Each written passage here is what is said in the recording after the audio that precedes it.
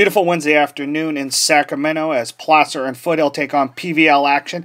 That's sophomore Tyler Gums on the mound for Placer. He finished with 2 strikeouts in the first inning. More on him in just a bit. Placer came into the game with a 1-3 PVL record. Foothill winless 0-4 coming in.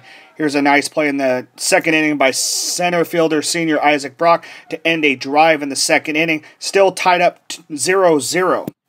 Gums was on fire on the mound for Placer. He struck out the side in the 4th inning, but it was still tied 0-0 going into the 5th inning until right here, that sophomore Logan Markstein with a 2-run double to give Placer a 2-0 lead in the 3rd quarter. This one scores Chip Mitchell and Brock. The Hillman would tack on another run in the 6th inning on an RBI double by Troy Taylor. We move here to the 7th. This is Markstein again. The sophomore gets a line drive to left field, gets past the fielder. This one scores Brock. He'll come around all the way to 3rd. He went 3 for 4 in the game, all 3 hits for extra bases, 3 RBIs, scored a run.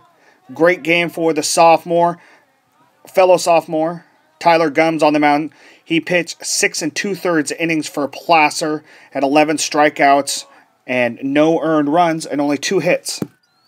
And with 2 on and 2 out for Foothill in the bottom of the 7th inning, sophomore Luke Noble comes in for a 1-pitch relief effort on this pop-up to first base. Placer goes on to win 5-0, moves to 2-3 in PVL action and 6-11 overall. Placer will host Center on Friday evening at 6:30 p.m. Placer beat Center on March 13th, 5-2 in Sacramento.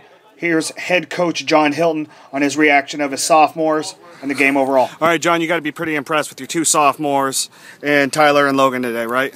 Oh, they did a fantastic job. You know, we needed our starting pitchers to kind of help us out. You know, our pitcher's been throwing a lot, and for Tyler to come out and throw 6 2/3 innings and do what he did was a fantastic job.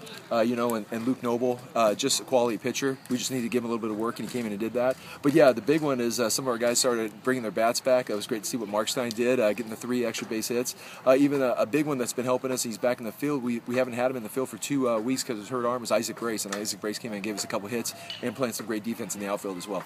Slow start for both teams. No runs through the first 4 innings. What do you think that was attributed to? Well, you know, Litz for Foothill, he's a very good pitcher, and he does a really good job of mixing it up and throwing it around. So, you know, the fact that we were hitting the ball well, we just couldn't get the ball into gaps, and, you know, as soon as he came out, it kind of opened it up a little bit for us. But, you know, if he's a kid who can throw the full 7 innings, Foothill will be tough for people because he pitches very well.